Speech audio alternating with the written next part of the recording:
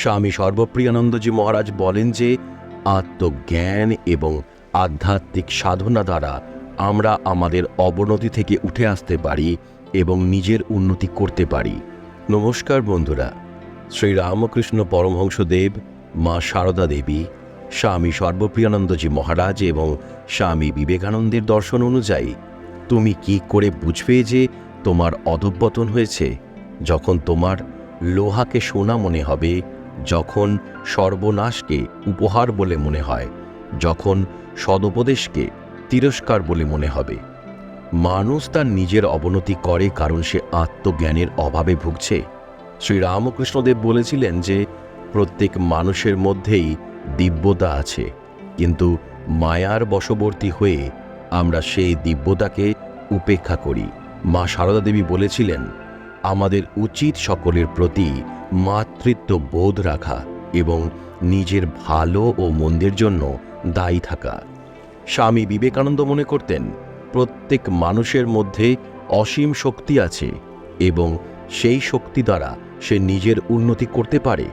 তবে আমরা প্রায়ই আমাদের মনের দুর্বলতার কারণে নিজের অবনতি করি। এই মহান আধ্যাত্মিক গুরুরা আমাদের শিক্ষা দেন যে আমাদের উচিত নিজের অভ্যন্তরীণ শক্তিকে চিনে নেওয়া এবং সেই শক্তি দ্বারা নিজের উন্নতি সাধন করা। আমাদের উচিত মায়ার বন্ধন থেকে মুক্তি পেতে এবং আত্মজ্ঞানের পথে অগ্রসর হওয়া। তাঁদের দর্শন অনুসারে নিজের মনের দুর্বলতা ও ভুলগুলি স্বীকার করে নিজেকে উন্নত করা এবং সকলের প্রতি প্রেম ও সেবার ভাবনা রাখা। এইভাবেই আমরা নিজের উন্নতি সাধন করতে পারি এবং সমাজের উন্নতির পথে অগ্রসর হতে পারি। একবার একজন ভক্ত মাকে জিজ্ঞাসা করলেন, মা, যদি ঈশ্বর বলে কেউ থাকেন তবে জগতে এত দুঃখ কষ্ট কেন? তিনি কি দেখছেন না? তার কি এসব দূর করবার শক্তি নেই? মা বললেন, সৃষ্টি সুখ দুঃখময়, দুঃখ না থাকলে সুখ কি বোঝা যায়? জীবনের পথে কত বাধা, কত বিপত্তি, কত প্রশ্ন, কত উত্তরের অপেক্ষায়। কোথায় খুঁজে পাবো আলোর দিশা?